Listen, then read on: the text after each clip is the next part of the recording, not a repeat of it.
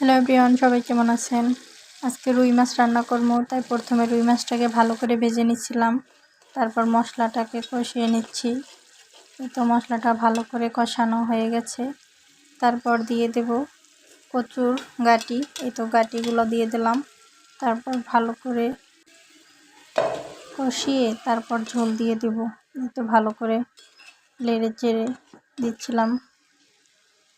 তারপর একটু ঢাকনা দিয়ে ঢেকে দেবো কতক্ষণ কষানোর জন্য। এই তো কষানো হয়ে গেছে। এখন দিয়ে দেবো পরিমাণ মতো পানি, হালকা গরম কুসুম পানি। এই তো পরিমাণ মতো পানি দেওয়া শেষ। এখন ভালো করলি ভেজে রাখা মাছগুলো দিয়ে দেব। এই তো মাছগুলো দেওয়া শেষ। এখন একটু হলেই হয়ে যাবে। এই তো রান্না কমপ্লিট। এখন একটু জিরা গুঁড়ো দিয়ে খালি নামিয়ে ফেলবো। আর রুই মাছ দিয়ে গাঁটি দিয়ে এভাবে কে কে রান্না করে খান আর কেমন লাগে অবশ্যই কমেন্টে জানাবেন। নতুন ভিডিও দেখার জন্য আমন্ত্রণ।